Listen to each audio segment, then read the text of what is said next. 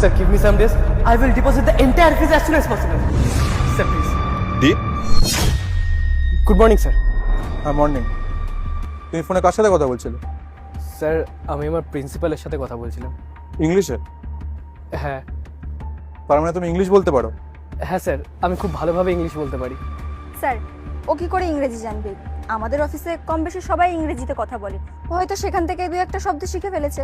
তার মানে তো এটা নয় যে ও ইংরেজিতে কথা বলতে পারে। তবে এটা ভালো যে ও দু একটা ইংরেজি কথা শিখে নিয়েছে। গুড। রীতা, একজন নর্মাল ইংলিশ বলা মানুষ আর একজন ফ্লুয়েন্ট ইংলিশ বলা মানুষের মধ্যে অনেক পার্থক্য। আর ও যেভাবে ইংলিশ বলছে সেটা থেকে বোঝাই যাচ্ছে ও খুব শিক্ষিত। কি তুমি শিক্ষিত তো? হ্যাঁ স্যার, আমি শিক্ষিত। আমাকে একটা কথা বলো, তুমি যখন এতই শিক্ষিত তাহলে এরকম গার্ডের কেন কাজ করছো? কোনো একটা ভালো কাজ করতে পারো তো। বাধ্যতা আছে স্যার। বাধ্যতা? এক মিনিট। হ্যালো, আরে কি করছো কি তোমরা? এতদিন ধরে একটা বাগ ফিক্স করতে পারছো না? কতক্ষণ লাগে একটা বাগ ফিক্স করতে? স্যার, এক মিনিট দেখো, আজকে সন্ধ্যার মধ্যে আমার এই প্রজেক্টটা রেডি চাই, আমাকে সাবমিট করতে হবে। স্যার একবার আমার কথাটা তো শুনুন। এক সেকেন্ড, কি শুনবা? কথা বলছি তো ফোনে, দাঁড়ায় ফোনে।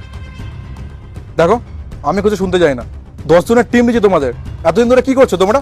আজকে সন্ধ্যের মধ্যে আমার প্রজেক্টটা রেডি চাই, বুঝলে? স্যার, আপনার যে সফটওয়্যার ইস্যুটা হয়েছে সেটা আমি সলভ করতে পারবো। এক মিনিট হোল্ড করো তো।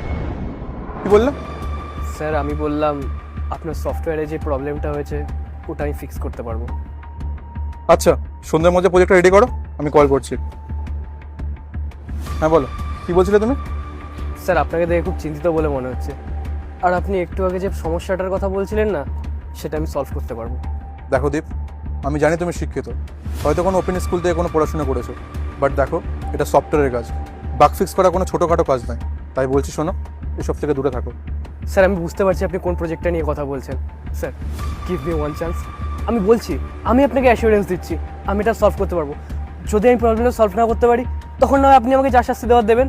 দীপ, তুমি স্যারকে বিরক্ত কেন করছো?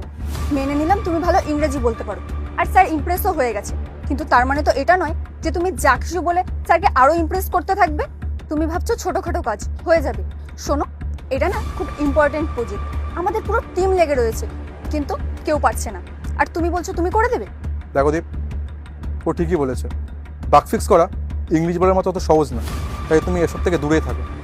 স্যার, আমাকে জাস্ট একটা চান্স দিন, আমি আপনাকে অ্যাসিওরেন্স দিচ্ছি আমি প্রবলেমটা সলভ করতে পারবো। আর যদি না পারো তাহলে? পার্ট 2 দেখতে সাবস্ক্রাইব করো ভেলকু 78M।